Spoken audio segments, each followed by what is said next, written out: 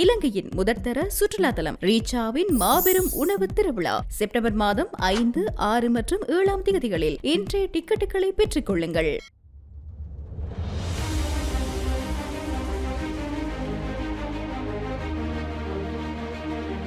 Immigration and Emigration will be open in the premises of the Jaffna District Secretariat. Accordingly, as the achieved have been initiated, while conveying my heart, personally taking steps to expedite the opening of the Jaffna Regional Office, I cordially welcome you, sir.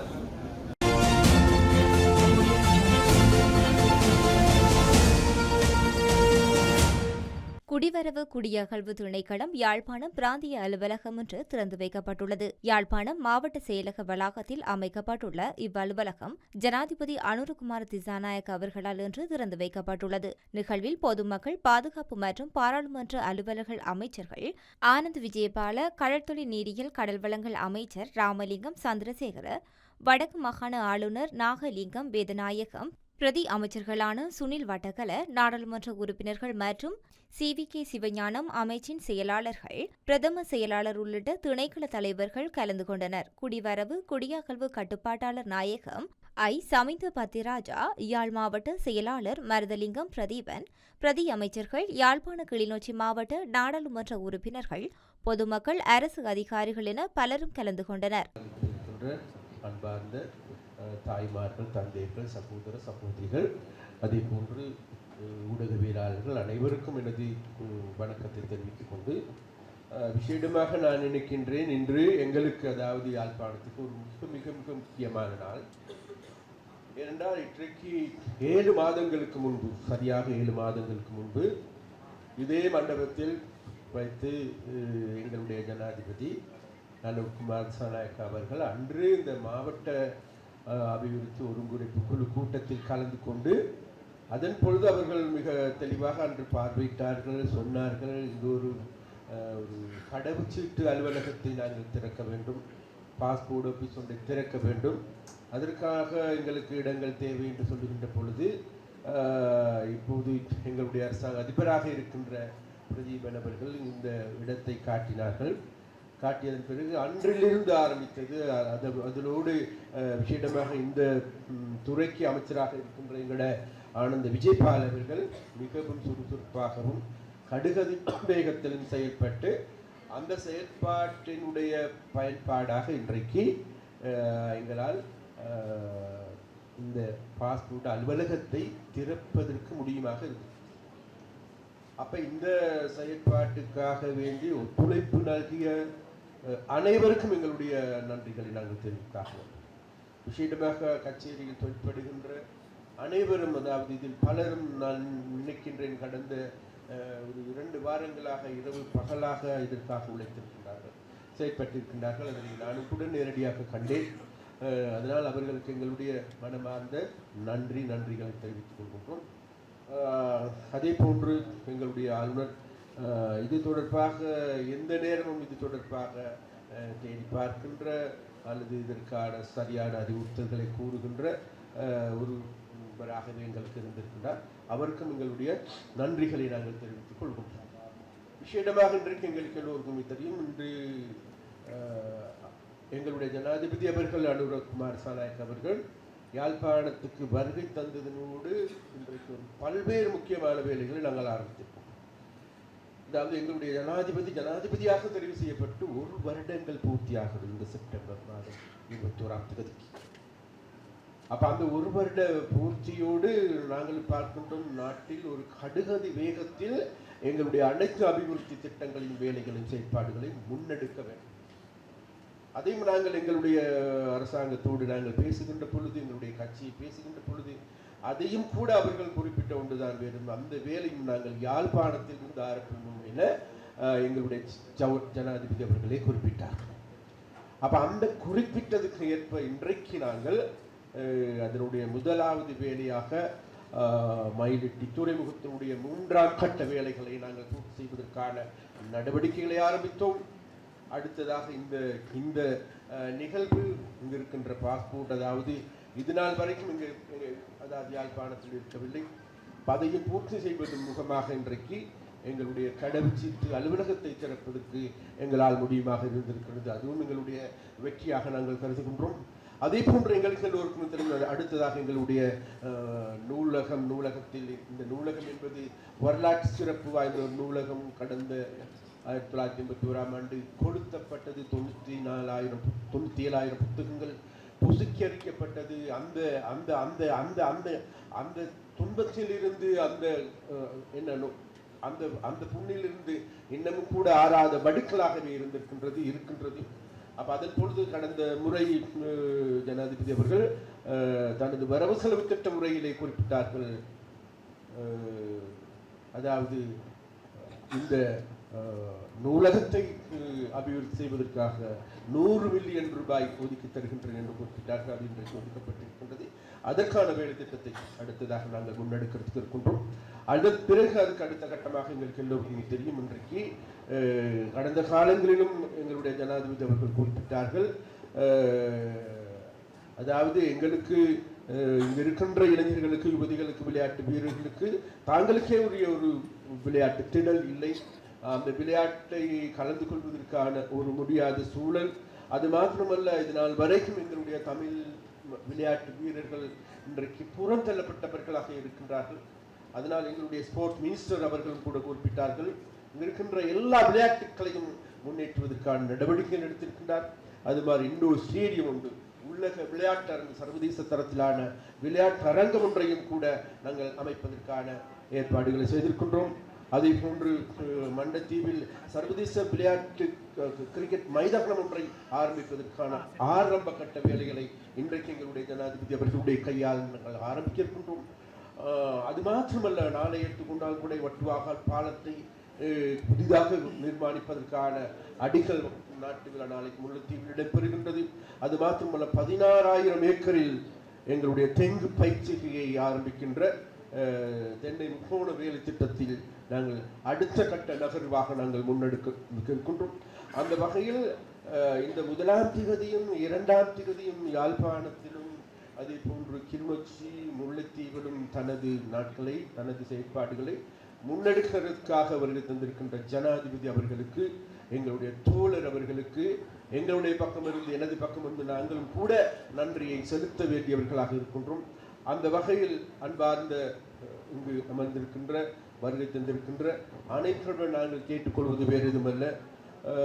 இப்பொழுது நாங்கள் இவ்வாறான நடவடிக்கைகள், அபிவிருத்தி வேலை திட்டங்கள் அனைத்தையும் முன்னெடுத்து வருகின்ற போது எங்கள் மீது குற்றச்சாட்டுகள் சுமத்தப்படுகின்ற, விமர்சனங்களை முன்வைக்கின்ற அல்லது எங்களுக்கு எதிராக ஏதாவது கருத்துக்களை சொல்லுகின்றவர்கள் அதிகரித்து இருக்கின்றார்கள் என்பது எங்களுக்கு தெரியும். அதே போன்று ஒரு விடயத்தை நாங்கள் இந்த இடத்தில் நாங்கள் குறிப்பிட்டாக வேண்டும். இன்றைக்கு எங்களுக்கு எதிராக கூடுதலாக பேசுகின்ற நபர்கள் எல்லாவற்றையும் தேடி பார்க்கின்ற பொழுது அவர்கள் யார், எவர், என்ன செய்தார்கள், எப்படிப்பட்டவர்கள் என்று தேடி பார்க்கின்ற பொழுது வேறு யாரும் இந்த நாட்டை கொள்ளையடித்த கொள்ளைக்கார கும்பல் என்பது இன்றைக்கு எல்லோருக்கும் நன்றாக தெரியும். அதனால்தான் அந்த கும்பலோடு இன்றைக்கு கூட்டமாக கூண்டா கூடுவது போன்று இன்றைக்கு அனைவருமே இன்றைக்கு சிறைச்சாலை கதவுகளை அவர்களுக்கு திறக்கப்பட்டிருக்கின்றது என்பது எங்களுக்கு தெரியும். அதனால் இன்றைக்கு இந்த சட்டம் ஒழுங்கை எடுத்துக்கொண்டாலும் கூட ஆனந்த விஜயபால் அவர்களுக்கு கீழே இருக்கின்ற இந்த சட்டம் ஒழுங்கு, போலீஸ் எடுத்துக்கொண்டாலும் சரி, சிஐடி எடுத்துக்கொண்டாலும் சரி, எஃப்சிஐடி எடுத்துக்கொண்டாலும் சரி, அனைத்தும் இன்றைக்கு நேர்த்தியான முறையில் செயல்படுகின்ற ஒரு நிறுவனமாக மாறியதன் காரணமாகவும், அதே போன்று நீதித்துறை சரியான முறையில் இயங்குவதன் காரணமாகவும் இன்றைக்கு நீதிகள் நிலைநாட்டப்பட்டு வருகின்றது. அப்ப அநீதி இழைத்தவர்கள் இன்றைக்கு நடுங்கி திரிகின்றவர்களாக மாறியிருக்கின்றார்கள். அந்த நடுங்குகின்ற பொழுது எங்களுடைய ஜனாதிபதி அவர்கள் சொல்லுவார்கள், அதாவது எங்க நீங்கள் திருடர்களை பிடித்தீர்களா என்று கேட்டார்கள். ஜனாதிபதி ஒரு தடவை சொன்னார், நான் பிடிப்பேன், பிடிக்கின்ற பொழுதும் யாரும் முணங்க வேண்டாம், சினுங்க வேண்டாம் என்று குறிப்பிட்டார்கள். அதனால் இன்றைக்கு நாங்கள் தேடி பார்க்கின்ற பொழுது நாட்டு மக்களுடைய காசுகள் மோசடி செய்யப்பட்டிருக்கிறது. அது சட்டப்படி எடுத்துக்கொண்டாலும் சரி, அரசாங்கத்தினுடைய கட்டளைகள் கேட்பும் சரி, முரணான செயற்பாடு, தவறான செயற்பாடுகளை செய்ததன் காரணமாக இன்றைக்கு நீதிமன்றத்தாலேயே தீர்ப்பு வழங்கப்பட்டிருக்கின்றது. மோசடிக்காரர்கள் முன்னாள் ஜனாதிபதிகளாக இருந்தாலும் சரி, அமைச்சர்களாக இருந்தாலும் சரி, அனைவருமே இன்றைக்கும் அந்த யுகத்தை நோக்கி, அந்த அவர்களுக்கான அந்த தீர்ப்பை நோக்கி வழங்குகின்ற ஒரு நாடாக மாறி இருக்கின்றது. அந்த நிலைமைகளின் கீழ் இந்த ஒரு வருடம் பூர்த்தி செய்யப்பட்டிருக்கின்றது. அந்த ஒரு வருட பூர்த்தியின் பொழுது இன்றைக்கு பொருளாதாரம் தளம்பல் நிலையில் இருந்த பொருளாதாரம் நிலையான பொருளாதாரமாக இருக்கின்றது. நாட்டில் இருக்கின்ற வருமானங்கள் அதிகரித்திருக்கின்றது. நாட்டில் இருக்கின்ற டாலர் வருமானம் அதிகரித்திருக்கின்றது. பங்கு சந்தை அதிகரித்திருக்கின்றது. இவைகள் அனைத்தையும் நிலைப்படுத்தி கொண்டு நேர்த்தியானது ஒரு நாட்டை கட்டி எழுப்புகின்ற ஆரம்ப அடித்தளத்தை நாங்கள் காலடி எடுத்து வைத்திருக்கின்றோம். அந்த ஆரம்ப அடித்தளத்தை காலடி எடுத்து வைத்திருக்கின்ற எங்களுக்கு, எங்களுடைய அரசாங்கத்திற்கு விசேடமாக நாங்கள் மக்களிடம் கேட்டுக்கொள்வது வேறு எதுவுமல்ல, இந்த நிலைமைகளிலிருந்து உண்மையிலேயே நாட்டை அபிவிருத்தி அடைந்த நாடாக, அதே போன்று யாழ்ப்பாணத்தை அபிவிருத்தி அடைந்த நாடாக, பிரதேசமாக, அதே போன்று தமிழர்களுடைய தன்மானம் நிறைந்த பிரதேசமாக, தமிழர்கள் தனித்துவமாக வாழுகின்ற பிரதேசமாக எங்களுடைய அனுரகுமார் திசாநாயக்க அடிக்கடி சொல்லுவார்கள், யாழ்ப்பாணத்தை கட்டி எழுப்புகின்ற பொழுது யாழ்ப்பாணத்தினுடைய மரபுரிமைகளை அடங்கிய யாழ்ப்பாணமாக கட்டி எழுப்ப வேண்டும் என்று எங்களிடம் அடிக்கடி சொல்லுவார்கள். வேறு எந்த ஒரு தலைவனோ தலைவியோ அவ்வாறு நினைத்தது கிடையாது. அதனால் எதிர்வரும் காலங்களில் உருவாக போகின்ற யாழ்ப்பாணம் என்பது ஒரு நவீனத்துவம் அடங்கிய, அதே நேரத்தில் எங்களுடைய மரபுரிமைகள் மறக்கடிக்கப்படாத ஒரு புதிய வகையான யாழ்ப்பாணத்தை உருவாக்குவதே எங்களுடைய நோக்கம், குறிக்கோளாகும். அந்த குறிக்கோளை நோக்கி நாங்கள் நடவடிக்கை எடுத்து வருகின்றோம். அதற்காக உங்களுடைய அன்பார்ந்த ஆதரவுகளை தாருங்கள் என்று கேட்டுக்கொண்டு எனது இந்த சிறிய உரையை முடித்துக் கொள்கின்றேன். நன்றி, வணக்கம்.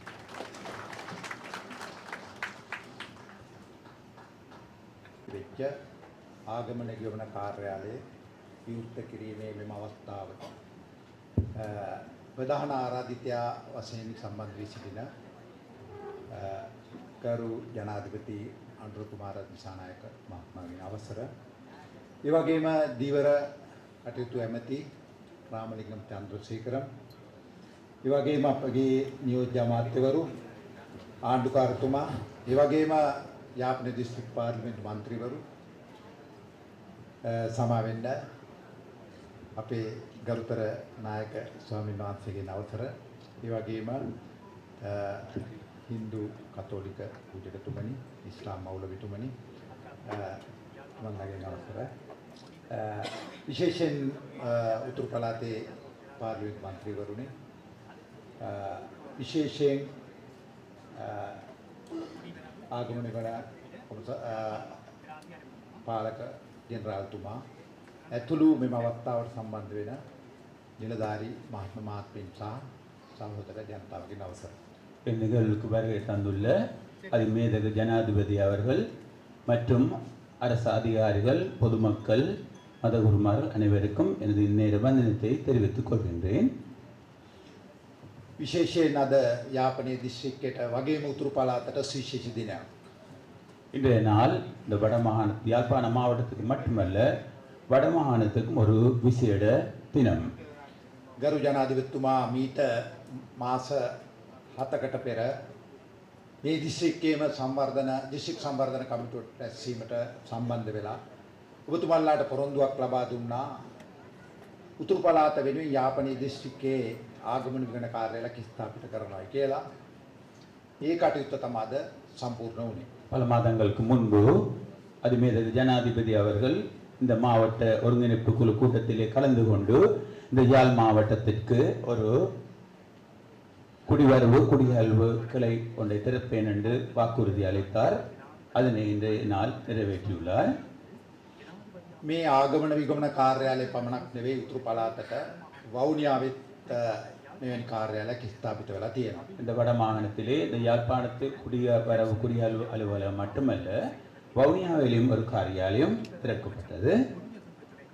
දැන් ඔබට අවස්ථාව තියෙනවා උතුරු පළාතේ සියලු ජනතාවට කොළඹට යන්න නැතුව ගමන් බලපත්‍රයක් උතුරු පළාතේ මේ කාර්යාල දෙක තුලින් ලබා ගන්න.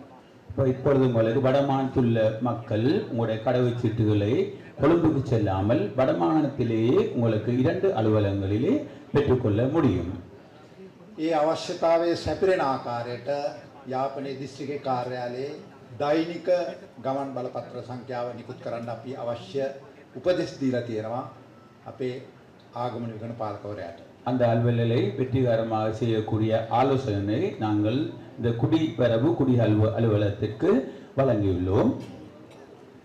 මේ ආකාරයේ ආගමනිකන කාර්යාලයක් පමණක් නොවේ උතුරු පළාතේ ජනතාව ජාතික ජනබලවේගයේ ආණ්ඩුවට ලබා දුන් දැවැන්ත ජනවරම අපි හොඳින් අවබෝධ කරගෙන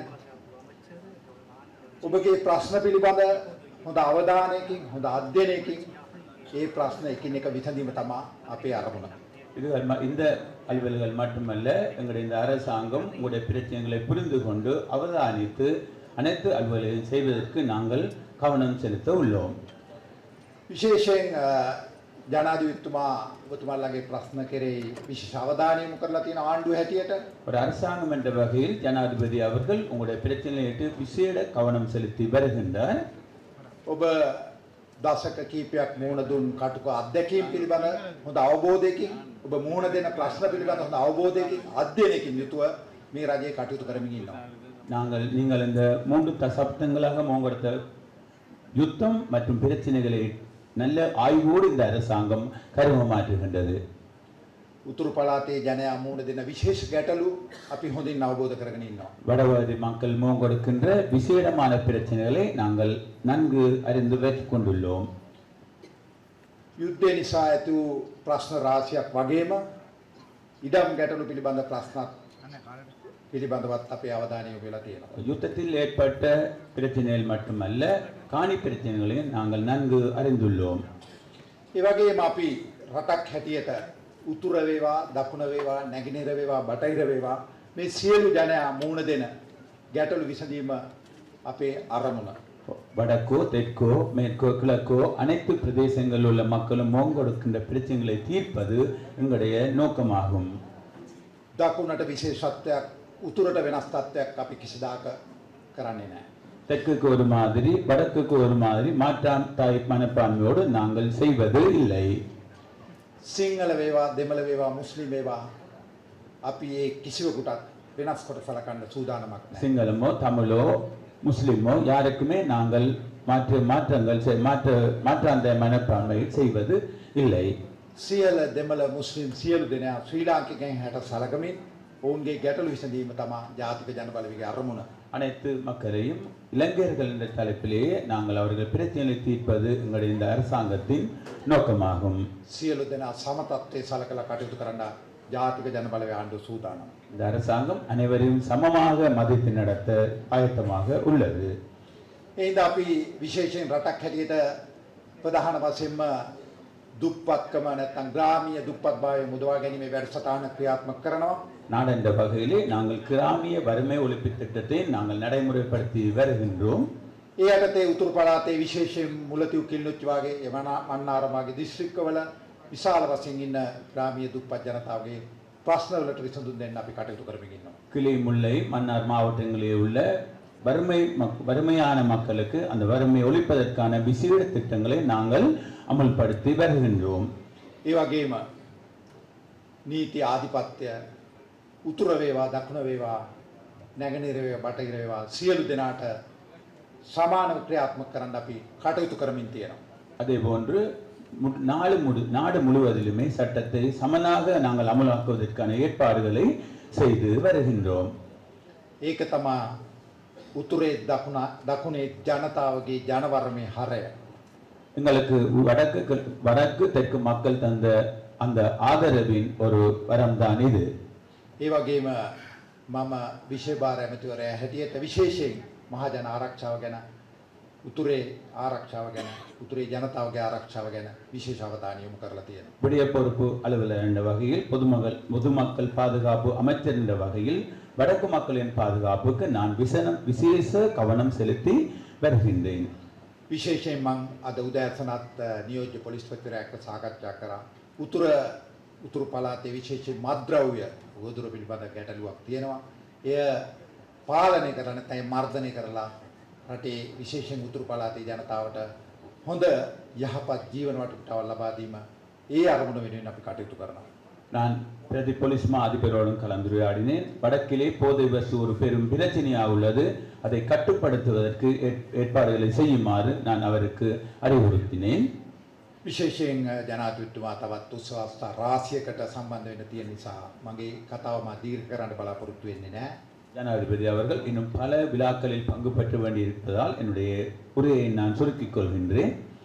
අවසාන වශයෙන් ඔබ උතුරු පළාතේ ජනතාව හැටියට උතුරු පළාතේ ජීවත් වෙන නිලධාරීන් හැටියට රජයේ සේවකයන් හැටියට ජාතික ජනබලවේගයේ කෙරෙහි ලැබූ විශ්වාසය අපි අනිවාර්යයෙන්ම ආරක්ෂා කරමින් ඔබට හොඳ ජීවන තත්ත්වයක් හොඳ ජීවත් වෙන පරිසරයක් හදා දෙන්න අවශ්‍ය කටයුතු කරන බව ප්‍රකාශ කරමින් மானியாண்டு වෙනවා බොහොමත් ස්තුතියි. வடக்கு மக்களே அரசாங்க அலுவலர்களே பொது மற்றும் இருக்கும் அனைவருக்கும் நான் கூறிக்கொள்கின்றேன், உங்களுக்கான அனைத்து சேவைகளையும் நான் புரிவேன் என்று சொல்லி.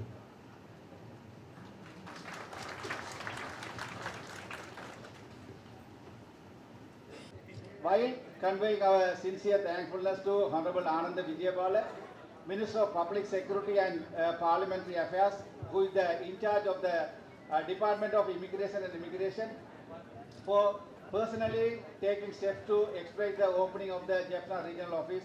I cordially welcome you, sir.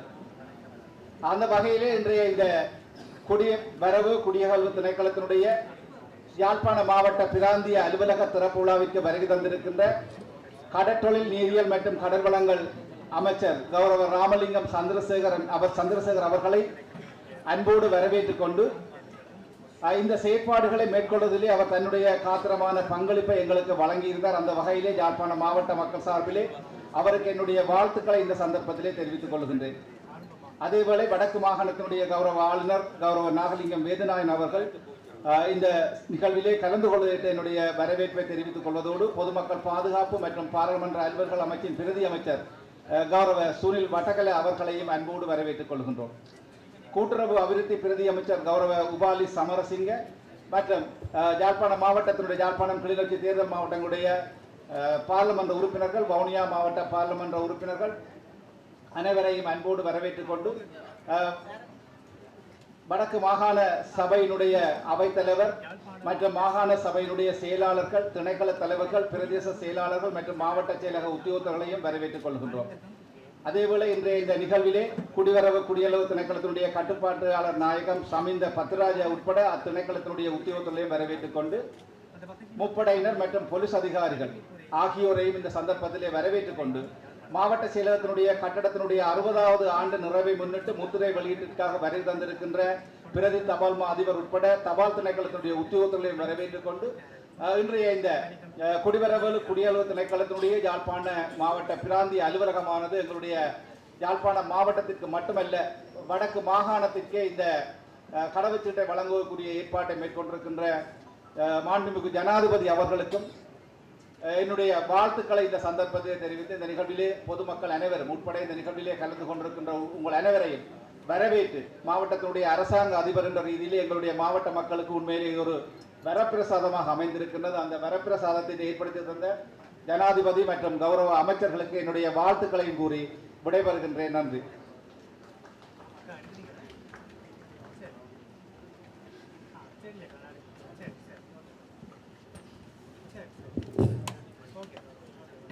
வரவேற்புரையினை வழங்கிச் சென்றிருக்கக்கூடிய யாழ்ப்பாண மாவட்டத்தின் அரசாங்க அதிபர் மதிப்பிற்குரிய மருதலிங்கம் பிரதீபன் அவர்களுக்கு நிறைவான நன்றிகளை தெரிவித்துக் கொண்டு தொடர்ந்து நாங்கள் சிறப்புரைகள்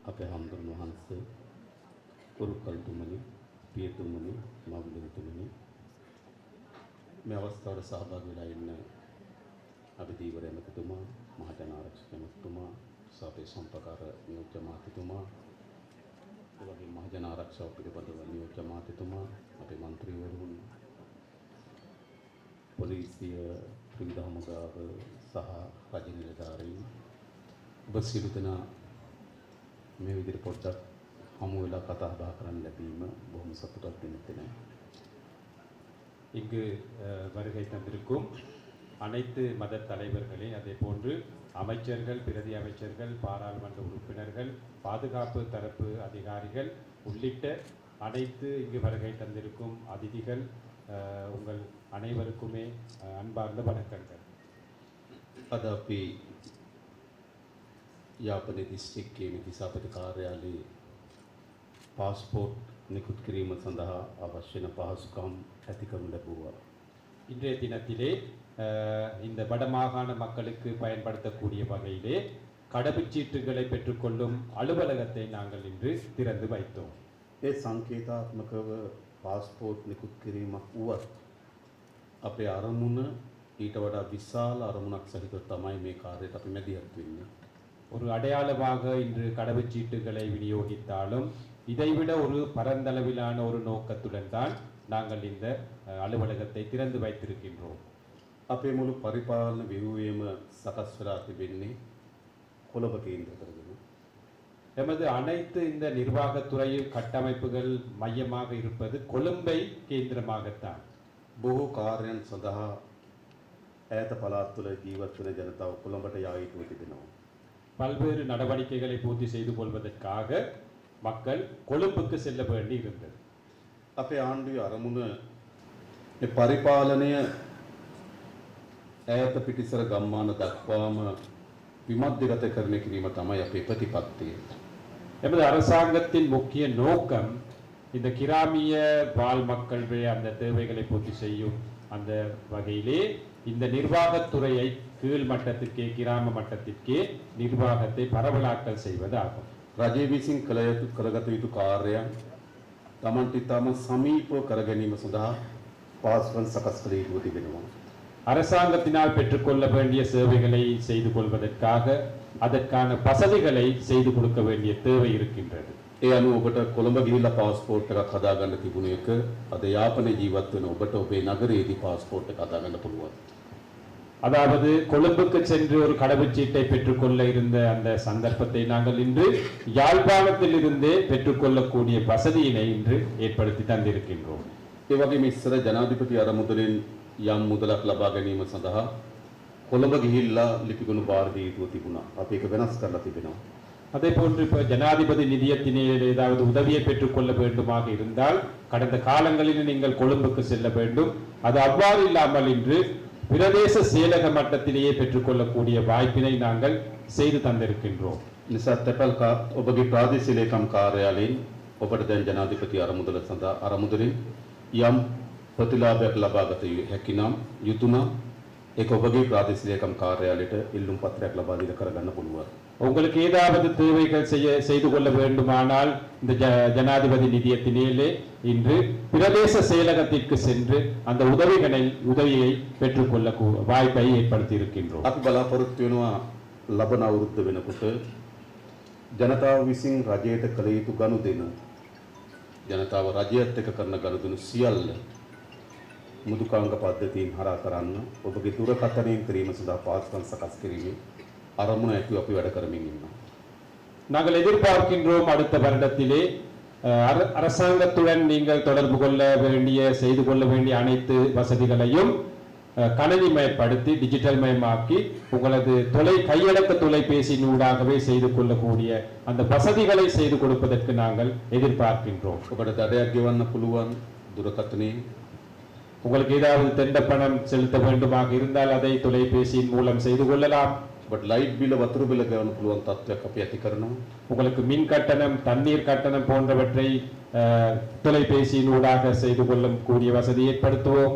ආරම්භයක් ලෙස රජයේ සියලු ගනුදෙනු ලබන වසර සිට අපි එවැනි පද්ධතීන් හරහා කිරීමට බලාපොරොත්තු වෙනවා. அடுத்த வருடத்திலே நாங்கள் ஒரு ஆரம்பமாக உங்கள் அரசுடன் தொடர்பு கொள்ளக்கூடிய விதங்கள் அதே போன்று பணங்கள் கட்டணங்கள் செலுத்தக்கூடிய அந்த வசதிகளை தொலைபேசி மூலமாக செய்து கொள்வதற்கு நாங்கள் எதிர்பார்க்கின்றோம். අපේ රාජ්‍ය සේවය පිළිබඳව පොදුවේ මහ ජනතාව තුළ තියෙන ඉතාමත් හොඳ හදහසක් නොවේ.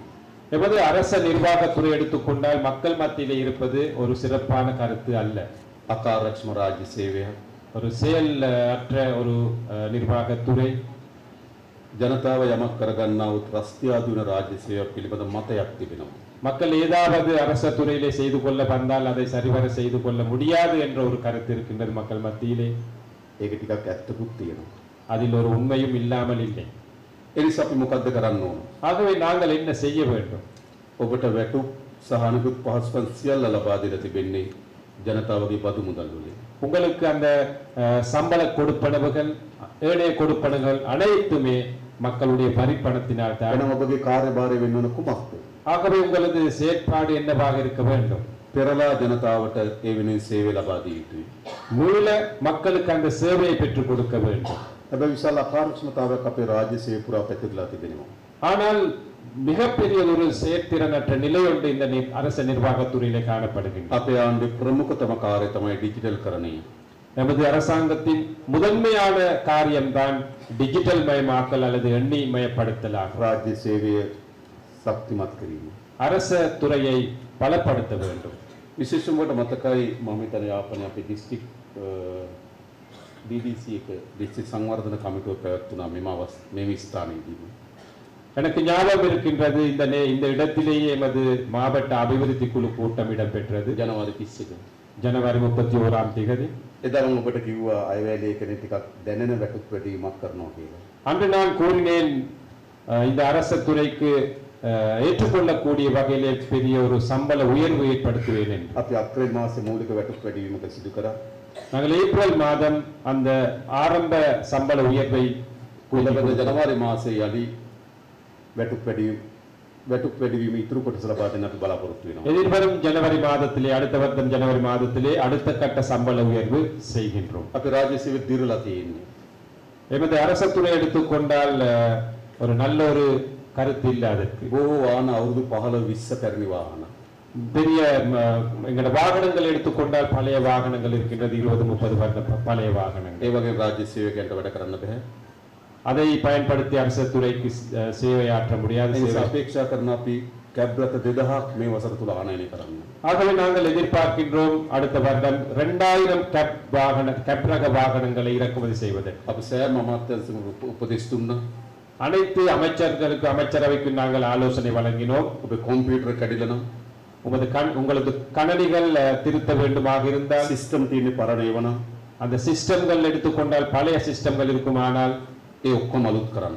அவை அனைத்தையுமே புதிதாக்க வேண்டும் என்று ஆலோசனைகள் வழங்கினோம். මේ රට ගොඩනගන නම් ශක්තිමත් රාජ්‍ය සේවයක් අවශ්‍යයි. இந்த நாட்டை கட்டியெழுப்ப வேண்டுமானால் பலமான சக்தி வாய்ந்த ஒரு அரசு துறை ஒன்று இருக்க வேண்டும். දියුණුවු සෑම රටකටම வளர்ச்சி அடைந்த அனைத்து நாடுகளிலும் ශක්තිමත් රාජ්‍ය සේවයක් පිටිපස්සේ තිබිලා තියෙනවා. ஒரு சக்தி வாய்ந்த அரசு துறை ஒன்று பின்புலமாக இருந்திருக்கு. ඒ නිසා අපි ශක්තිමත් රාජ්‍ය සේවයක් හදනවා. ஆகவே நாங்களும் பலமான ஒரு அரசு துறை ஒன்றை கட்டியெழுப்புவோம். හැබැයි ඒ වගේම என்றாலும் அப்படியே ඔබගේ අස්සරට බලයක් තිබෙනවා. உங்களுடைய அந்த கையொப்பத்திற்கு ஒரு மிகப்பெரிய பலம் இருக்கின்றது, சக்தி இருக்கின்றது. දිසාපතිතුමා ලියුමක ගහන අස්සරට බලයක් තියෙනවා. மாவட்ட செயலாளர் கையொப்பத்திற்கு ஒரு மதிப்பு இருக்கின்றது, பலம் இருக்கின்றது. ප්‍රාදේශීය ලේකම්තුමා ගහන අස්සරකට බලයක් තිබෙනවා. பிரதேச செயலாளரிடம் கையொப்பத்திற்கு சக்தி இருக்கின்றது, பலம் ஒன்று இருக்கின்றது. අන්නේ අස්සන அந்த கையொப்பம் ජනතාවගේ සේවය සඳහා යොදවනවා නම් மக்களுடைய சேவைக்காக பயன்படுத்துவதானால் අපි උපරිම ආරක්ෂා කරනවා. நாங்கள் உயர்ந்த பட்சமாக உங்களை பாதுகாப்போம். එහෙත් ඒ අස්සන ஆனால் அந்த கையொப்பம் මුදල් සඳහා ගහනවා නම් வேறொரு நோக்கத்திற்கு நிதிகளுக்காக செய்வதாக இருந்தால் ඒකටත් නීතිය ක්‍රියාත්මක කරනවා. அதற்காக நாங்கள் சட்டத்தை சரிவர நாங்கள் ஆற்றுவோம். අපිට අවශ්‍යයි எங்களுக்கு தேவை අපේ රටේ නීති විධාන ආධිපත්‍ය ගොඩනගන රාජ්‍යයක් අවශ්‍යයි. எமது நாட்டின் சட்டத்துறையை நியாயமான முறையிலே நடைமுறைப்படுத்தும் ஒரு ஆட்சி ஒன்று தேவை. අපේ නීතිය වල්වැදුණු රටක්. எமது நாட்டிலே சட்டம் சரிவர இயங்காமல் தான் இருக்கிறது. ආයතනවල ගෞරවය වටිනාකම බිඳ වැටුණු රටක්. அரசு நிறுவனங்களில் அல்லது ஏனைய நிறுவனங்களிலே மதிப்பு எல்லாமே கீழ்த்தரமான ஒரு நிலைக்கு යලුවේ සෑම ආයතන ගෞරවය ඇති කළ යුතුයි.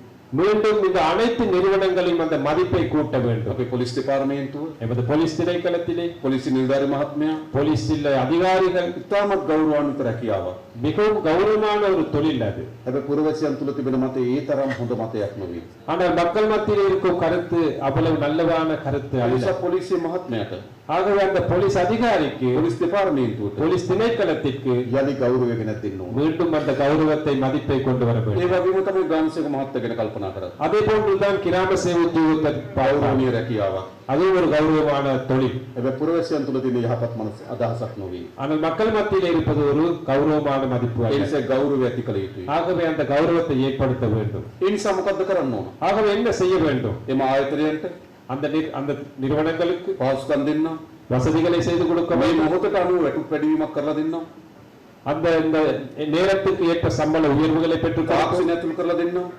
தொழில்நுட்பத்தை உள்ளடக்குவோம், හැබැයි ஆனால் වැඩේ කරන්නේ නැත්නම් නීතිය ක්‍රියාත්මක කරනවා. அந்த தொழிலை சரிவர ஆற்றாமல் இருந்தால் சட்டத்தை நடைமுறைப்படுத்த நாங்கள் தயார். අපේ රට ගොඩනැගීම මුල සිට ආරම්භ කළ යුතු තත්ත්වයකට අපි මුහුණ දීලා තිබෙනවා. எங்களது நாட்டை கட்டியெழுப்ப அடிப்படையில் இருந்தே நாங்கள் வர வேண்டிய தேவை இருக்கு. අපිට මේ උතුරු පළාත පිළිබඳව எங்களுக்கு இந்த வடமாகாணம் தொடர்பாக විශාල සංවර්ධන සහ සමාජීය වැඩසටහනක් අපිට තිබෙනවා. விசேடமான ஒரு அபிவிருத்தி திட்டம், வளர்ச்சியின் கருத்தில் கொண்டு போகும் ஒரு பயணம் தொடர்பாக கருத்து எங்களுக்கு இருக்கின்றது. අපි දන්නවා පහුගිය මහමැතිවරණ දිසා ජනාධිපතිවරණයේදී எங்களுக்கு தெரியும் கடந்த ஜனாதிபதி தேர்தலிலும் பாராளுமன்ற தேர்தலிலும் ලංකාවේ පළමු වතාවට இலங்கையிலே முதற் தடவையாக ආණ්ඩුවක් හදන්න அரசாங்கத்தை அமைப்பதற்காக උතුරේ ජනතාව ඡන්ද දුන්නා. வடமாகாண மக்கள் வாக்களித்தார்கள். බෙදලා හිටපු අපි, பிரிந்து நின்ற நாங்கள், ඈත් වෙලා හිටපු අපි, விடுபட்டிருந்த நாங்கள், එකිනෙකා කෙරෙහි අවිශ්වාසයෙන් හිටපු රටේ ஒவ்வொருத்தருக்கு ஒருத்தர் சந்தேகமாக இருந்த நாட்டிலே ආණ්ඩුව කෙරෙහි විශ්වාසය තිබුවා. ஒரு அரசாங்கத்தின் தொடர்பாக நம்பிக்கை ආරම්භයක් ලෙස එකතු වුණා. நாங்கள் ஒரு ஆரம்ப கட்டத்திற்கு நாங்கள் ஒன்று சேர்ந்தோம். දැන් අපි අභියෝගය මොකක්ද? இப்போது எங்களுக்கு முன்னுள்ள சவால் எது? මේ එකතුව බිඳෙන්න දෙන්නේ නැතුව இந்த ஒன்றிணைவை முடியாமல் මේ එකතුව තවත් ශක්තිමත් කරමින් இந்த இணைப்பை இன்னும் பலப்படுத்திக் கொண்டு අපේ අනාගතයේ දුවා දරුවන්ට எமது எதிர்கால சந்ததியினருக்கு සහෝදරත්වයෙන් සමගියෙන් ඉන්න රටක් අපි හදන්න ඕනේ. நல்லிணக்கத்துடன் சமாதானமாக இருக்கக்கூடிய ஒரு நாட்டை கட்டியெழுப்ப අපි දන්නවා තැන තැන ஆனால் எங்களுக்கு தெரியும் ஒவ்வொரு இடங்களிலும் පරාජිත දේශපාලන බලවේගයන් தோல்வி கண்ட அரசியல் சக்திகள் යලි තමන්ගේ පක්ෂවල බලය අත්පත් කර ගැනීම වෙනුවෙන් மீண்டும் தமது அரசியல் கட்சிகளின் அந்த பலத்தை அதிகரிக்கும் வண்ணம் ජාතිවාදයේ මෙවලමක් හැටියට උපයෝග කරගන්න උත්සාහ කරනවා. இனவாதத்தை ஒரு கருவியாக பயன்படுத்திக் கொண்டு வாரார்கள். උතුරේ දකුණේ வடக்கிலும் தெற்கிலும் දැන් මේ தত্ত্বය අපි දකිමින් තිබෙනවා. அந்த நிலையை நாங்கள் கண்டு கொண்டிருக்கின்றோம். උතුරේ ජාතිවාදී දේශපාලනය வடக்கில் இனவாத அரசியல் උතුරේ ජනතාව වෙනුවෙන් නෙවෙයි. வடமாகாண மக்களுக்காக அல்ல, දේශපාලකය වෙනුවෙන්. அரசியல்வாதிகளின் தேவைக்காக. දකුණේ ජාතිවාදී දේශපාලනය தென்பகுதியிலே இனவாத அரசியல் ජනතාව වෙනුවෙන් නෙවෙයි. மக்களுக்காக அல்ல, දේශපාලකය වෙනුවෙන්. அரசியல்வாதிகளுக்காக. හැමදාමත් මේ ජාතිවාදී எந்த நாளும் இந்த இனவாதிகள் ජනතාව වෙනුවෙන් නෙවෙයි. இனவாத மக்களுக்காக செயல்படுத்த දේශපාලකය වෙනුවෙන්. அரசியல்வாதிகளுக்காகவே දේශෝපදින් ආයිල්ලා හිටිනවා. ஆகவே நான் உங்களிடம் கேட்டு උතුරේ දකුණේ අපි හැමදෙනාම வடக்கில் தெற்கில் உள்ள நாம் அனைவருமே මේ ජාතිවාදී දේශපාලන ප්‍රතික්ෂේප කළ යුතුයි. இந்த இனவாத அரசியலை நாங்கள் நிராகரிக்கிறோம். ජාතිවාදයට කොතනකවත් இனவாதிகளுக்கு எந்த ஒரு நேரமும் යලි හිස එසවීමට ඉඩ ලබා නොදී. மீண்டும் தலை தூக்குவதற்கு நாங்கள் இடமளிக்க கூடாது. ඒ පිළිබඳව අපි තාමත් දැඩිව ක්‍රියාත්මක කරන්න බලාපොරොත්තු. இது தொடர்பாக நாங்கள் திடமாக கடினமாக செயல்படுத்த අනිත් இருக்கின்றோம். ඕනෑම අයිතිවාසිකම් පිළිබඳව வேறு எந்த ஒரு உரிமை தொடர்பாகவும் සටන් කරන්න, போராடுங்கள், කෑ ගහන්න, கூச்சலிடுங்கள், ඉල්ලන්න. கோருங்கள். හැබැයි ජාතිවාදී වෙනුවෙන් කිසිවක් කරන්න එපා. ஆனால் இனவாதம் சார்பாக ஒன்றுமே செய்ய வேண்டும். ඇයි? ஏன் அது? ඒ ජාතිවාදී ගැටුමින් ඇතිතරම් බැට කාපු ජනතාවක් අපි. அந்த இனவாத போராட்டத்தின் ஊடாக எவ்வளவோ இன்னல்களுக்கு முன் கொடுத்த மக்கள் තවදුරටත් අපේ අනාගතයේ தொடர்ந்து எனது எதிர்காலத்தை ජාතිවාදී ගැටුමේ ගොදුර බවට පත්වීමට ඉඩ නොදී යුතුයි. இனவாத போராட்டத்தின் ஒரு இரையாக நாங்கள் வழங்கக்கூடாது. අන්න එහෙම කල්පනා කරමින් වැඩ කරන ආණ්ඩුවක් අපි. அவ்வாறு நினைத்து செயல்படும் அரசாங்கம் நாங்கள். මා දන්නා උතුරේ ජනතාවට, எங்களுக்கு தெரியும் இந்த வடமாகாண மக்களுக்கு, තරුණ තරුණියන්ට, இளைஞர் யுவதிகளுக்கு, යුද්ධෙන් අවතන් වූ ජනතාවට, யுத்தத்தால் பாதிக்கப்பட்ட மக்களுக்கு, යුද වැන්දපුවන්ට யுத்தத்தால் பாதிக்கப்பட்ட විශාල ප්‍රශ්න ප්‍රමාණයක් තිබෙනවා මා දන්නවා. பல பிரச்சனைகள் இருக்கின்றது என்று எங்களுக்கு தெரியும். අපි එකින් එක நாங்கள் ஒவ்வொன்றாக ක්‍රමවත් முறையாக පිළිවෙලකට ஒரு முறைப்படி මේ ප්‍රශ්න විසඳීමට බලාපොරොත්තු වෙනවා. இந்த பிரச்சனைகளை தீர்ப்பதற்கு நாங்கள் මේ எதிர்பார்க்கிறோம். දීවර ජනතාව ඉන්නවා. வடக்கில் கடத்தொழிலாளர்கள் இருக்கின்றார்கள். වෙන ජනතාවට අවශ්‍ය දීවර වරායන් ටික அவர்களுக்கு தேவையான அந்த இறங்கு துறைகள், දැල්ලාම් පන සාධාරණ මිලකට வலைகள் போன்றவற்றை ஒரு நியாயமான விலையிலே, අයිස් නිෂ්පාදනය කිරීම සඳහා අවශ්‍ය වන පහසුකම් ஐஸ் போன்றவை உற்பத்தி செய்வதற்காக தேவையான දෙන්නවා. வசதிகள் நாங்கள் செய்து கொடுப்போம். දීවර කර්මාන්තය ශක්තිමත් කර්මාන්තය බවට පත් කරන්න. கடற்தொழிலை நாங்கள் ஒரு பலம் வாய்ந்த ஒரு துறையாக மாற்றுவோம். අපේ මූදේ නීති විරෝධී எமது கடற்பரப்பிலே சட்டவிரோதமாக ආක්‍රමණික දීවරයන් ඉන්නවා. ஆக்கிரமிப்பு மிக்க கடற்தொழிலாளர்கள் இருக்கிறார்கள். මා දන්නා අපේ නාවික හමුදාව எங்களுக்கு தெரியும் எமது கடற்படை අපේ මූද ආරක්ෂා කර ගැනීම විශාල කාර්යයක් කරනවා. எமது கடற்பரப்பை பாதுகாப்பதற்கு பல்வேறு செயற்பாடுகள் ඒ කළ செய்கின்றனர். යුතු කාර්යයක්. அது கட்டாயம் செயல்படுத்த வேண்டும். ඒ වගේ මා දන්නවා அதே போன்று எங்களுக்கு தெரியும் දැන් කච්චතු දීපත කේන්ද්‍ර කරගෙන විශාල සංවාදයක් ඇති වී இந்த තිබෙනවා. கச்சத்தீவு அதை மையமாக கொண்டு ஒரு கருத்தாடல் இடம்பெற்று ඒ வருகிறது. අපේ භූමිය. அது எங்களுடைய பூமி. මා අවශ්‍ය කච්චතු දීපතට එන්න බලාපොරොත්තු වෙනවා. நான் பின்னேறம் கச்சத்தீவுக்கு செல்வதற்கு எதிர்பார்க்கின்றேன். මේ මුහුදත් இந்த கடற்பரப்பு, මේ ගොඩබිමත් இந்த நிலப்பரப்பு අහසත් இந்த வான்பரப்பு අපේ ජනතාවට අයිති. எமது மக்களுக்கு சொந்தமானது. කිසිවෙකුට எந்த ஒரு நபருக்கு බලාත්කාරයෙන් හෝ பலவந்தமாக ආධිපත්‍යයෙන් அல்லது ஒரு அதிகாரம் යටපත් කර ගැනීම සඳහා අපිට දෙන්නේ නැහැ. அதை அடிமைப்படுத்துவதற்கு நாங்கள் இடமளிக்க மாட்டோம். රටේ කොතනක ඉපදුණා நாட்டில் எந்த ஒரு இடத்திலே பிறந்தாலும் භාෂාව කතා කරත් எந்த ஒரு மொழியை கதைத்தாலும் සංස්කෘතියෙන් ජීවත් වුණා. எந்த கலாச்சாரத்தில் வாழ்ந்தாலும் ජනතාවගේ අයිතීන් ආරක්ෂා කිරීම அந்த மக்களுடைய உரிமைகளை பாதுகாப்பது රජයක් හැටියට අපේ වගකීම. அரசாங்கம் என்ற அடிப்படையிலே அது எங்களுக்கு பொறுப்பு. අපි ඒක ඇති කරනවා. நாங்கள் அதை ඒ நிறைவேற்றுவோம். වගේම මේ යාපනයේ උතුරේ அதே போன்று இந்த யாழ்ப்பாணத்தில் දරුවෝ රැකියා අවස්ථා නිර්මාණය කිරීම සඳහා இளைஞர் யுவதிகளுக்கு வேலை வாய்ப்புகளை අලුත් කර්මාන්ත ஏற்படுத்துவதற்கு පුර 3ක් ආරම්භ කිරීමට புதிய கைத்தொழில் மையங்கள் 3 ஏற்படுத்த நாங்கள் தயார். මා කර්මාන්ත අමාත්‍යාංශ පහුගිය සතියේ අපේ ලේකම් කාර්යාලයට කැඳවුවා. கைத்தொழில் அமைச்சர்களை நாங்கள் வரவழைத்து பேச்சுவார்த்தை நடத்தினோம். අවසන් සියල්ලකින් කළා තිබෙන්නේ. தேவையான நிதி இல்லாமல் நாங்கள் ஒதுக்கி இருக்கிறோம். කර්මාන්ත පුර ටික හදන්න ඕන. கைத்தொழில் மையங்களை ආයෝජකයන්ට එන්න ඕන. முதலீட்டாளர்களை வரவழைக்க අලුත් வேண்டும். රැකියා උත්පාදනය වෙන්න ඕන. புதிய தொழில் வாய்ப்புகள் அதில் உருவாகும். අපි සැලසුම් කරනවා. அதற்கு நாங்கள் திட்டமிடுகிறோம். අපේ සංචාර කර්මාන්ත වේගයෙන් උඩ යමින් තිබෙනවා. நமது சுற்றுலாத்துறை வேகமாக வளர்ந்து வருகிறது. ඒ උතුර ஆனால் வடக்கிலே මේ යාපනයේ யாழ்ப்பாணத்திலே සංචාර කර්මාන්ත හොඳ ගමනාන්තයක් නොවේ. சுற்றுலாத்துறையிலே சிறப்பான ஒரு இடம் அல்ல. ඒ නිසා අපි ஆகவே நாம் විශාල සංචාර කර්මාන්ත වැඩසටහනක් ආරම්භ කිරීමට බලාපොරොත්තු ஒரு மிகப்பெரிய திட்டம் ஒன்று நாங்கள் இந்த சுற்றுலாத்துறை மேம்படுத்தி දැනටම நாங்கள் இப்போதே මේ ප්‍රදේශවල වැඩ කරපු இந்த பகுதியிலே பணிபுரிந்த හමුදාවේ නිලධාරී ராணுவ தலைவர்களை රාජ්‍ය නිලධාරී அரச அதிகாரிகளை සංචාර කර්මාන්ත පිළිබඳ අවබෝධයක් තියෙන කණ්ඩායම් එක්ක சுற்றுலாத்துறை தொடர்பாக கருத்து அந்த கல்வித்துறை சார்ந்தவர்கள் එම සංචාර කර්මාන්ත දියුණු කිරීම සඳහා වැඩ පිළිවෙල සකස් කරනවා. இந்த சுற்றுலாத்துறை மேம்படுத்துவதற்கு அவர்களுடன் சேர்ந்து ஒரு திட்டத்தை மேற்கொள்வோம். ඒ වගේම මේවා සාරවත් වී அதே போன்று இது ஒரு செழிப்பான மண். අපි ආණ්ඩුවකට කටයුතු කරන්න ඕන කොහොමද? நாங்கள் அரசாங்கம் என்ற அடிப்படையில் இவ்வாறு செயல்பட வேண்டும். අප රජයක් ලෙසත් நாங்கள் ஒரு அரசு என்ற அடிப்படையில் පෞද්ගලිකව විශ්වාස කරනවා. தனிப்பட்ட ரீதியிலும் நம்புகின்றோம். යලි අපේ රටේ යුද්ධයක් එන්නේ නැහැ. மீண்டும் ஒருமுறை எனது நாட்டிலே யுத்தம் ஒன்று ஏற்படாது. අද අපේ මනෝභාවය මොකද්ද? ஆனால் நமது மனநிலை எவ்வாறு? කොයි වෙලාවෙරි යුද්ධයක් ඒවි කියලා எந்த ஒரு நேரத்திலாவது யுத்தம் ஒன்று வருமா என்று நாங்கள் நினைத்துக் අපි கொண்டிருப்போம். විශාල කඳුරු පවත්වාගෙන යනවා. நாங்கள் பெருமளவு முகாம்களை நடத்தி අපි செல்கின்றோம். වැඩ කරන්න ඕන යුද්ධයක් එයි කියලාද? இவற்றை நாங்கள் ஒரு யுத்தம் வரும் என்று நாங்கள் நடத்தி செல்ல வேண்டுமா? අපි වැඩ කරන්න ඕන යුද්ධයක් නොවෙන්න. நாங்கள் சேவையை செய்ய வேண்டும் யுத்தம் ஒன்று வராமல் இருப்பதற்கு. නමුත් මා දන්නවා ஆனால் எனக்கு தெரியும் සංවාදයක් තියෙන මොන වගේද? ஒரு கருத்தாடல் இருப்பது எதற்காக? යුද්ධයක් එයි யுத்தம் வரும், ආවොත් මේවා වුණා. அது வந்தால் இந்த முகாம் කටයුතු කරන්න කොහොමද? ஆனால் நாங்கள் அரசாங்கம் என்ற அடிப்படையில் செயல்படுவது எப்படி? යුද්ධයක් එන්නේ නැහැ. யுத்தம் வராது. යුද්ධයක් නොවෙන්න වැඩ කරනවා. யுத்தம் வராமல் இருக்க நாங்கள் செயல்படுகிறோம். එහෙනම් මොකද කරන්න ඕන? ஆகவே நாங்கள் என்ன செய்ய வேண்டும்? අපි උපරිම ප්‍රමාණයේ நாங்கள் உயர்ந்த பட்சமாக ඒ ජනතාවගේ ඉඩම් ජනතාවට දෙන්න ඕන. அந்த மக்களுடைய காணிகளை மக்களுக்கு வழங்க வேண்டும். වාලතන පාර විවෘත කරන්න ඕන. மூடப்பட்ட பாதைகளை திறக்க வேண்டும். කොළඹ கொழும்பிலே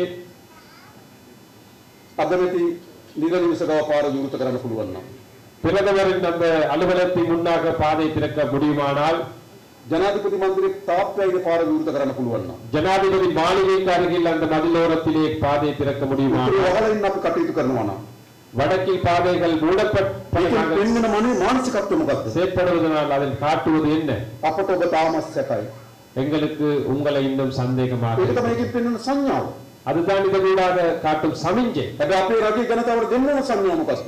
ஆனால் அதில் அரசாங்கம் மக்களுக்கு கொடுக்க வேண்டிய சமிஞ்சை என்ன? අපි ඔබ සැක කරන්නේ නැහැ. நாங்கள் உங்களை சந்தேகப்பட மாட்டோம். ඔබ උපරිම වශයෙන් විශ්වාස කරනවා. உங்களை உயர்ந்த பட்சமாக நாங்கள் நம்புகிறோம். අපි හැමදෙනාම நாங்கள் அனைவருமே යම් යුද්ධයක් එහෙම වැළැක්වීම සඳහා කටයුතු කරන බව විශ්වාසයි. மீண்டும் ஒரு முறை யுத்தம் வராமல் இருப்பதற்கு செயல்படுகிறோம் என்பது එහෙම අලුත් நம்பிக்கையாக. චින්තනයක් அவ்வாறான ஒரு நம்பிக்கை ஒன்று අපේ රට දිස බලන්න අවශ්‍යයි. நாங்கள் இந்த நாட்டை திருப்பி பார்க்க வேண்டும். අපිට ඕන පැරණි நாங்கள் பழைய வகையிலே දෙදීම් එක ජීවත් වෙන්නද? பிரிவினைவாதத்துடன் வாழ வேண்டுமா? අලුත් සමාජයක් කරා අපේ රට ගෙනියන්නද? புதிய ஒரு சமூகத்திற்கு நாங்கள் கொண்டு செல்கிறோமா? පැරණි අසාර්ථක දේශපාලන ව්‍යාපාර, பழைய தோல்வியான வாதிகள், இனவாதங்கள், ආගම්වාදය, மதவாதங்கள், කුලවාදය சாதி வேற்றுமைகள் මේ උපයෝග කරගන්නවා. இவற்றை பயன்படுத்துகிறார்கள் அவர்கள். ඒවා මීට 100 වසරකට වඩා ඈතට අයිති දේවල්. இவை நூற்றாண்டு காலமாக பின்வாங்குகின்ற ප්‍රධාන සාධකය මොකද්ද? இன்றைய பிரதான சவால் என்ன? ආගමද? மதங்களா? කුලයද? சாதியா? ජාතියද? இனமா? නැහැ. இல்லை, මනුස්සත්වය. மனித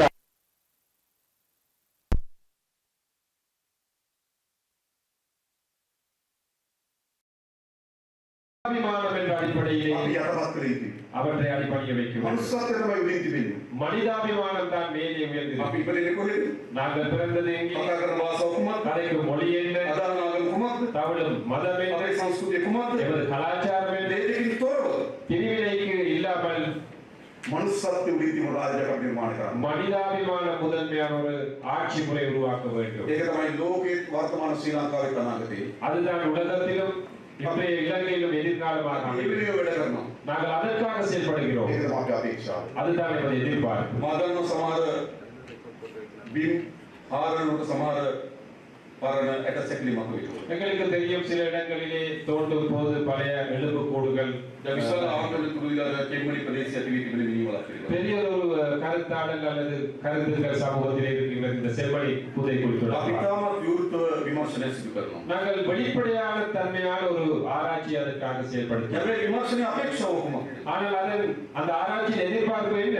අපි මොකක්ද විමර්ශන වලින් ඉගෙන ගත යුත්තේ? நாங்கள் அந்த ஆராய்ச்சிகளினூடாக எதை படித்துக் கொள்ள வேண்டும்? නැවත එවැනි සමූහ විනීමවල ගොඩනගගෙන ඉන්න රාජ්‍යයක් නිර්මාණය කිරීම අපේක්ෂාව තමයි තිබෙන්නේ. மீண்டும் ஒருமுறை அவ்வாறான சமூக புதைக்குழிகள் வராமல் இருப்பது இதன் எதிர்பார்ப்பாக இருக்க ඒවා வேண்டும். මේ රට ඉස්සරහට යන්න පුළුවන්කම තිබෙනවා. அவ்வாறு தான் இந்த நாடு முன்னோக்கி செல்ல තව முடியும். මොහොතකින් ஆனால் යාපනයේ ජාතික ක්‍රිකට් ක්‍රීඩාංගණය සඳහා මුල් කරලා තිබෙනවා. இன்னும் ஒரு சொற்ப நேரத்திலே யாழ்ப்பாணத்திலே சர்வதேச கிரிக்கெட் மைதானத்திற்கான அடிக்கல் நாட்டு விழா செய்கின்றோம். අපි අපේක්ෂාවක් තියෙනවා අපේ නියෝජනය කරන ජාතික කණ්ඩායම. எமது எதிர்பார்ப்பு கொண்டிருக்கின்றது சிங்களம் தமிழ் முஸ்லிம் போன்ற அனைத்து இடங்களை பிரதித்துவம் செய்யும் ஒரு தேசிய கிரிக்கெட் அணி කණ්ඩායම යාපනයේ පිට්ටනින් සෙල්ලම් කරනකොට எமது தேசிய கிரிக்கெட் அணி யாழ்ப்பாணத்திலே සිංහල මුස්ලිම් අපි ඔක්කොම එකට අප්පුඩු ගහන சிங்களம் தமிழ் முஸ்லிம் நாங்கள் அனைவருமே ஒன்று சேர்ந்து கரகோஷமிடும் පැවිලින් එකක් හදන්න ඕන. பவிலியன் ஒன்றை நாங்கள் அமைக்க ඒක வேண்டும். අපේ අපේක්ෂාව. அதுதான் நமது எதிர்பார்ப்பு. ඊට වඩා මොකද්ද තියෙන්නේ?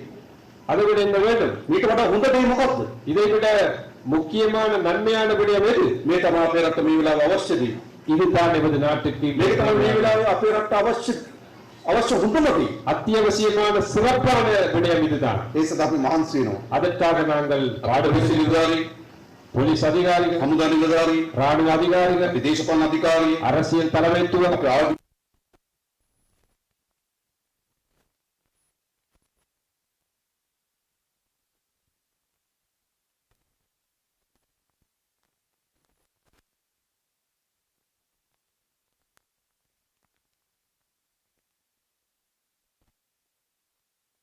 දේව කරන්න. எமது பக்கம் சார்பாக செய்யக்கூடிய அனைத்தையும் நாங்கள் செய்கிறோம். හැබැයි මේ දේශපාලන අධිකාරියට පමණක් වෙනස් කළ හැකි දෙයක් නෙවෙයි. ஆனால் இந்த அரசியல் தலைமைத்துவத்துக்கு கூட எல்லாத்தையுமே மாற்ற இயலாது. පාර්ලිමේන්තු 225යි, பாராளுமன்றத்தில் 225, ජනාධිපතිවරයාත් එක්ක ගත 226යි. ஜனாதிபதியும் உள்ளிட்ட எடுத்தால் தலைமைத்துவம் சின்னதொன்று. රාජ්‍ය සේවය විශාලයි. அரசு துறை எடுத்தால் மிகப்பெரிய ஒரு துறை ඒ ஒன்று. නිසා මේක සාර්ථක කරගන්නවා. ஆகவே இது வெற்றி அளிக்க வேண்டுமானால் දේශපාලන අධිකාරියත් රාජ්‍ය සේවය இந்த அரசியல் தலைமைத்துவமும் අනිසත වැඩ කරන්න ඕන. ஒன்றாக வேலை செய்ய வேண்டும். ඒ තමයි මම ඔබගෙන් ඉල්ලා හිටින්නේ. அதுதான் நான் உங்களிடம் විශේෂ கோரி වේග සංවර්ධනයක් උතුරට අවශ්‍යයි. விசேஷமாக ஒரு வேகமான அபிவிருத்தி வடக்குக்கு தேவைப்படுகிறது. අපි මේ අවුරුද්දේ இந்த வருடம் මේ උතුරු පළාත සඳහා வட மாகாணத்திற்காக මිලියන 5000ක් පින් කර පාරවල් හදන්න. 5000 மில்லியன் ரூபாய் ஒதுக்கினோம் வீதிகள் புனரமைப்புக்கு. දේශපාලන අධිකාරියට වෙන් කරන්න පුළුවන්. அரசு துறைக்கு இதை முன்னுக்கு கொண்டு செல்லலாம். කවුද සැලසුම හදන්න ඕන?